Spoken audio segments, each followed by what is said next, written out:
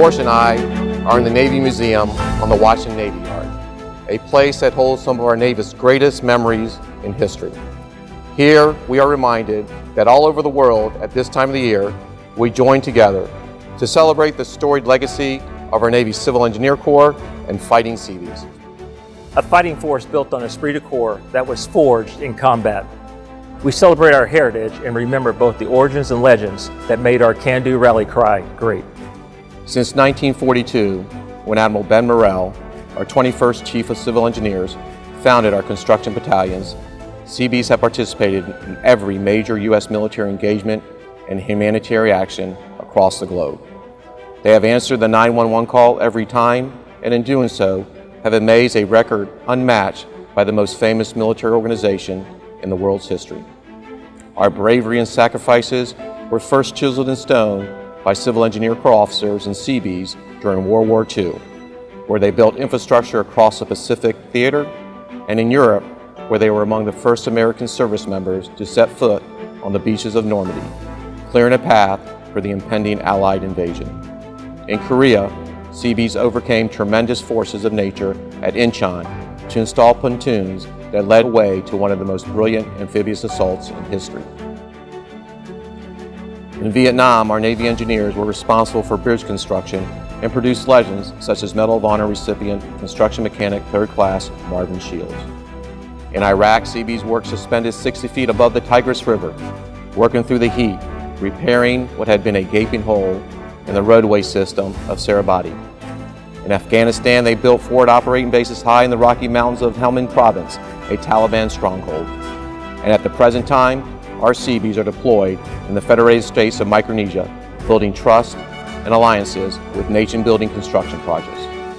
Our hard-earned motto, with compassion for others, we build, we fight, for peace with freedom, has never swayed and remains true to this very day.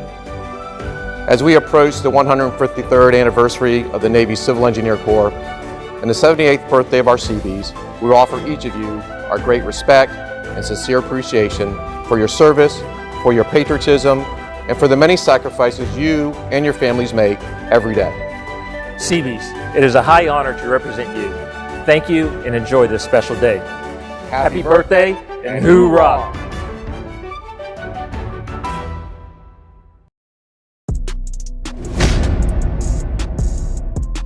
U.S. Navy Seabees. What's up, everyone? General Discharge here. If this is your first time with us, our voices are disguised so we can give you information on just about anything without being detected. Today's video is going to be discussing the United States Navy Seabees. Seabees, spelled like this, get their name from CB, which stands for Construction Battalion. See what they did there? It all makes sense now, doesn't it? Seabees are the construction force for the Navy. Speaking of the Navy, are you interested in joining the Navy, but never touching a ship? The Seabees may be for you. They are some of the sailors that actually never step foot on a ship. Yes, you can be in the Navy and never be on a ship. The more you know. We're going to be going over the Seabees training pipeline, what they do, the different jobs within the Seabees, and much more.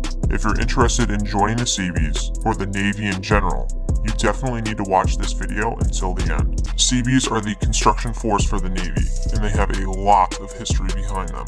They were stood up in World War II, and have been making impacts, as well as structures, in U.S. military warfighting ever since. Seabees are able to work and defend themselves at construction sites outside of their base camp and convoy through unsecured areas, and they can build a variety of structures in just about every environment imaginable. But not only are they construction professionals, they are also trained for combat. They build and they fight, which is literally one of their mottos. We build, we fight. If you see a sailor wearing one of these on their chest, which is known as a skew, then you know they're a Seabee or in a Seabee battalion. This is the pin for officers, and this is the pin for enlisted. Before we get into the jobs that exist within the Seabees, let's go over where they can be stationed. Seabees are stationed at Naval Mobile Construction Battalions, amphibious construction battalions, underwater construction teams, and a plethora of other places. We'll focus on the active duty NMCBs, ACBs, and UCTs. Under the 30th Naval Construction Regiment, you can be stationed at Port Hueneme, California at NMCB 3, 4, and 5. Under the 22nd Naval Construction Regiment, you can be stationed at Gulfport, Mississippi at NMCB 1, 11, and 133. ACB 1 is located in Coronado, California, and ACB 2 is in Little Creek, Virginia. UCT 1 is at Little Creek, Virginia, and UCT 2 is at Port Hueneme, California. If you become a Seabee, you can be stationed at any of these locations. Okay, so you have a brief overview of what Seabees are, what they do, and where they can be stationed. Let's go over the 7 ratings, or jobs, that exist in the Seabee community. After we talk about the jobs, we'll go over the underwater construction teams, how Seabees can get into DevGru, and other cool stuff. Hey there, we hope that you're enjoying the video so far. General Discharge has a Patreon. If you'd like to help support the channel, please consider joining the team. Links in the description. Now back to the video. Okay, so the 7 ratings of the Seabees are BU, CE, CM, EA, EO, SW, and UT. We just threw a lot of acronyms at you, but don't fret, we will explain them. Let's start off with BU. BU is short for Builder. Builders make up the largest segment of the Seabees. They work as cabinet makers, painters, roofers, platers, carpenters, concrete finishers, bricklayers, and masons. Their A school is 14 weeks long and is located in Gulfport, Mississippi. Next is CE, which is short for Construction Electrician. Construction electricians maintain, operate, and build electrical distribution systems and power production facilities for naval installations worldwide. Their A school is 20 weeks long and is located in Shepherd Air Force Base, Texas. Now on to CM, which is short for Construction Mechanic. CMs maintain and repair automotive and heavy construction equipment, including backhoes, tactical vehicles, pile drivers, cranes, rollers, bulldozers, dump trucks, and buses. They also prepare detailed cost control data and maintenance requirements, as well as acquire needed parts. Their A school is 16 weeks long and is located in Port Hueneme, California. Moving on to EA, which is short for Engineering Aid. EAs prepare maps, sketches, blueprints, and drawings, conduct land surveys, perform quality assurance tests on construction materials such as concrete, asphalt, and soils, estimate costs, and perform various other engineering technician functions. Their A school is 15 weeks long and is located in Fort Leonard Wood, Missouri. Now we're at EO, which is short for Equipment Operator. You'll be surprised to learn that these guys operate equipment. Shocker, we know. Navy equipment operators operate construction and heavy transportation equipment. These include asphalt equipment, bulldozers, graders, cranes, forklifts, backhoes, and trucks. Their A school is 10 weeks long and is located in Fort Leonard Wood, Missouri. Want to know the only thing below an E1? An EO. Now on to SW, which is short for Steelworker. Steelworkers work with steel. We understand. You're probably shocked to hear that. Get over it. SWs operate and rig special equipment used to build metal structures, fabricate and lay out sheet metal and structural steel, work with concrete reinforcing steel bars, perform cutting and welding operations, use special tools, and read blueprints. Their A school is 11 weeks long and is located in Gulfport, Mississippi. And last but not least, UT. UT is short for Utilitiesmen. UTs work with heating, steam compressed air, plumbing, storage, fuel, and distribution systems. Their duties include distribution and water treatment systems, refrigeration and air conditioning equipment, and disposal and sewage collection facilities at Navy installations worldwide. Their A school is 13 weeks long and is located at Shepherd Air Force Base, Texas. Alright, we just hit you with the 7 rates of the Seabees. That was a lot. Remember, their A school lengths differ, but they have one commonality. They all go through ECS, which stands for Expeditionary Combat Skills. This course is 4 weeks long and teaches students the basics of combat. We could make an entire video about ECS, so we won't go into much detail about it, but let us know if you'd like to see a video on it in the future. To close off on the Seabee jobs, the officer component of Seabees are from the Civil Engineer Corps, but we won't go too much into that on this video either. Did you know Seabees can become divers? Not only can they build and fight, they can dive as well. But no, they don't do combat diving. Seabees are placed in UCTs, which stand for Underwater Construction Teams. Seabees can become divers at dive school in Panama City Beach, Florida. There's UCT Basic, which is 26 weeks long, UCT Advanced, which is 18 weeks long, and then they can also go all the way to Master Diver. That's some pretty cool stuff. We may do a video in the future about UCTs, but we need to see if it's something you would all like to see. If you want a video on it, comment UCT in the comments section below. Another great opportunity Seabees have is their role in Naval Special Warfare Support, as well as the opportunity to be a part of DevGRU, previously known as SEAL Team 6. Because of their training, Seabees have many billets and opportunities to find themselves in a support role for Special Operation units and missions. Because of this, they also have the opportunity to go to the U.S. Army Jump School.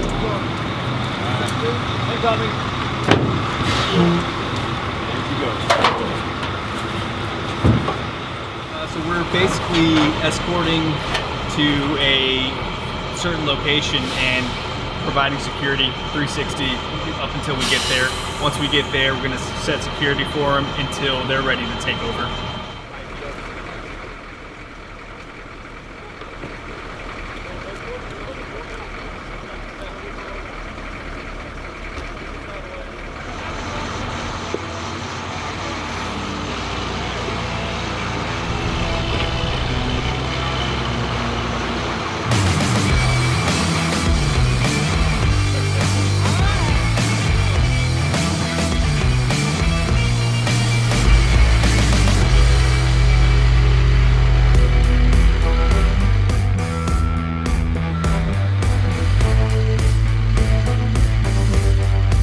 So the mission of the Seabees is to go where needed and provide construction support, whether that be wartime, peacetime, humanitarian efforts, anywhere around the world at any time. We build houses, we build towers, we go in and refab like a hospital. I got to do a couple of those. We built some schools in Dominican Republic. So initially I just thought like, hey, I'm gonna just be swinging a hammer, but then I found out it was a much wider spectrum. It's pretty remarkable being in such a unique field of the Navy, because there's so many times where I introduce myself to people and they ask me what I do and I tell them I'm in the Navy, and they always ask, well, are you on a ship? What ship are you on? And I'm like, no, I'm actually on the ground. I'm with the Seabees. And that's always the first question, what are the Seabees? And we are a fully functional construction force that can deploy anywhere in the world and provide support, take over units of land like how we are here in this field, and defend it. So we are a very unique force.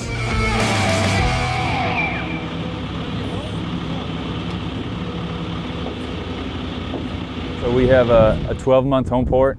In the middle of that 12 months, we have our field training exercise, which is what we're doing right now. And during FTX, that's where we're practicing our skills and capabilities, and we're being evaluated to get our certification for deployment.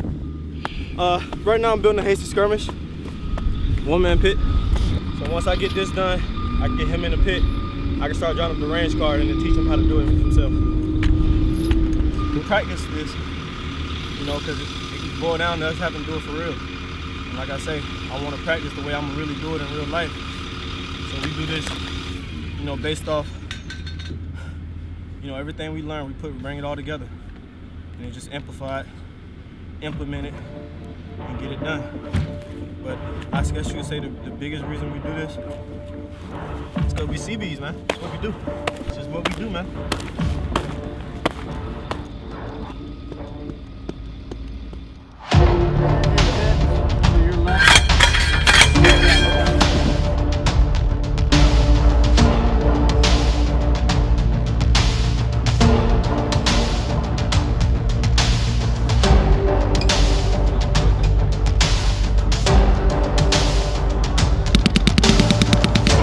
tested on indirect fire, small arms fire, sniper attacks, and how we defend against those. So we, as Seabees, we're not offensive units. We're all defensive. What do we do up here? Thank you.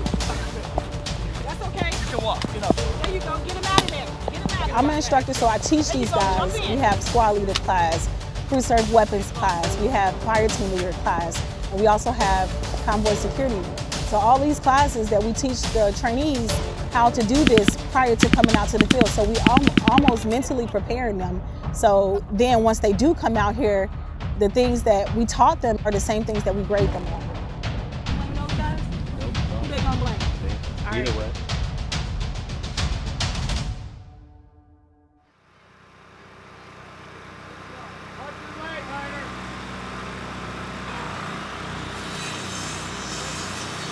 So when I first joined, I would compare it to being, a day laborer on a construction site. Swinging a hammer, doing this, doing that. But as a builder first class, you're more in that project supervisor role, making sure the project's getting done on time, tasking your crew leaders with their day-to-day tasking and making sure that they're carrying that out and making sure they're doing it properly. There's all kinds of different jobs on effects, but generally you're going to see, if you're an electrician, you're going to try to set up power for the camp and all the tents and make sure that everyone has, heating and cooling if possible.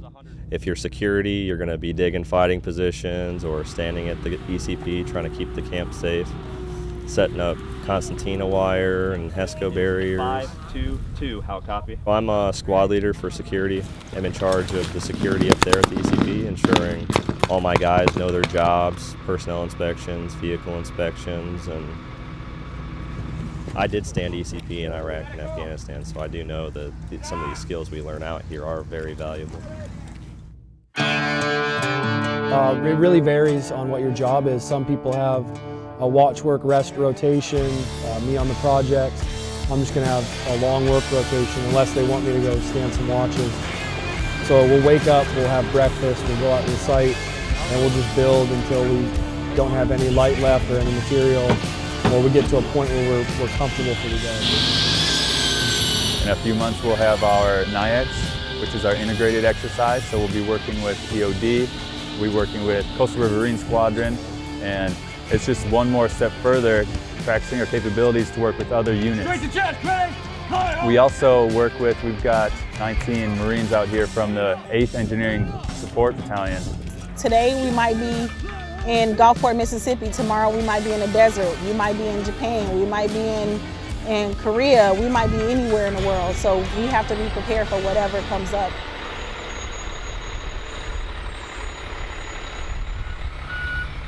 Camp is absolutely horrible now. It's a slip and slide, basically. My daily routine right now is I have 8 hours of entry control point, sentry watch, which is just letting people in and out of the camp and being the first line of contact to anyone who wants to see the camp. And then from there I go 8 hours to pit watch, where I come to a pit and I watch a sector of the field, and then I go down for 8 hours for the day. So 8, 8, and 8. Getting in our pit earlier at midnight at 1 a.m. this morning, we didn't have steps. It was just literally just taking a step, sliding and catching the walls, going all the way down. And right here, Echo 4, I'm an Echo company for this VEX, so this will be my tent.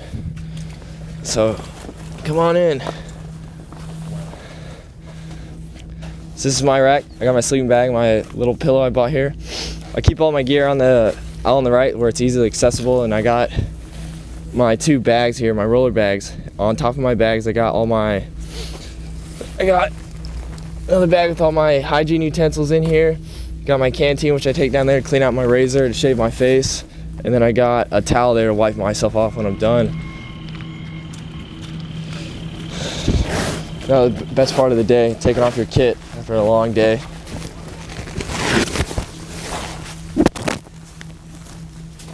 Coming out of high school, coming here, I didn't even know what the Seabees were a thing. So like coming out here to an FTX, helmet and gun and vest, definitely a different experience than I actually thought I would be going into the Navy. Yes, finally, after 16 hours of watch, I can finally go to sleep. I'm from San Diego, so I never thought I'd be outside sleeping in a tent or basically camping. This is definitely a different environment. It sucks to like sleep in a tent, not be able to shower, not get hot meals every night. It's just like everything that you don't want to go wrong goes wrong. Gotta take this back.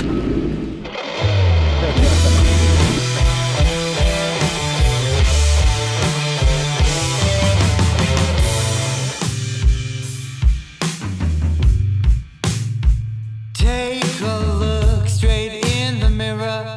Take a look at myself. Rub these weary eyes. I can just stay in my bed. Get dressed, take a walk. The unique thing about field life is probably just the overall atmosphere of it. Normally we work either in an office or on a construction site, but when you get out into the field like we are now, it brings out a different side of people. You definitely learn a lot more about your shipmates and about yourself, living out in the rain all day where you can't just go in a building. Not everyone handles FEX and field life the same. Also, we really got to lean on each other, make sure that we get through this. Over there. 11 o'clock, 11 to 10. The field is designed by nature to stress you. It's not designed for you to be comfortable. We want to push you to the limit so that in a real world event, it would be second nature, like muscle memory. So it's designed to push you to the limit. So you're gonna be tired, you're gonna be drained, you're gonna have to deal with the elements. You may be wet, you may be cold, but with this situation, the unique situation that we're in right now, it pushes you to deal with those situations down the line. So when it does come up, you're like, oh, I know what that's like, that's cool. I got it. Everyone's hurt out here. Everyone's in pain. Everyone's struggling, whether their shoulders are hurting because their kit's heavy, holding their rifle gets heavy after a while. So you're standing in such long watches, and it can be miserable conditions. At 1 a.m. today, it started pouring down rain on me and my pit mate, and we didn't even have our tarp up yet, so we had to get that up. And I'm drenched head to toe, and I'm just so pissed off at the time, and I just don't want to move. I'm just sitting there and bracing the suck. And I see my pitmate still moving, and he's still like grinding and getting the job done. And it's like, I totally respect that. I have to help you out now. Even though I feel horrible and I'm so angry, I'm not gonna let you do this by yourself. I'm gonna help you out. And I know if the tables were turned, he would be right there with me and he'd be helping me out too. Your shipmates, they become your family, and you depend on them, you rely on them. But then you have your actual family who, you know, your kids or your husband or your wives or your mom or your dad, and they almost become your extended family. So you have to learn how to like mentally prepare yourself to be in that situation. It's definitely a tough thing. You got to make sure that if you are married or something, that you have the right person that's with you, that's willing to be committed for that kind of thing. I'm married with a kid, so it's always an adventure for sure with that. Now that my son's 9, it's a little more tough. There's definitely a lot of good, and there's quite a bit of bad. You just gotta wonder, you know, is it worth it? And for me, my family's taken care of, I'm taken care of. I have a lot of pride in what I do. Military service is a family tradition. I think when I retire from the Navy, what I'll take from it the most is I learned a lot about personal responsibility, integrity. I didn't always do the right thing before the Navy, and even when I was a junior in the Navy. But I think I owe a lot of who I am now to what I've learned in the Seabees and in the military in general. It's a lot of hard work, no doubt. If you're very hardworking, you like moving equipment and doing construction, that's all they do. So you would actually have fun doing it. You really would have fun doing it. It's rewarding, it's hard. You'll be a part of the family. The best thing I can say about being a CB is I'm proud. And they will be proud too, because you can, I know I've sent things home and I'm like, Mom, look, I did this. And my mom like, wow, you did that? I'm like, yeah, I did that.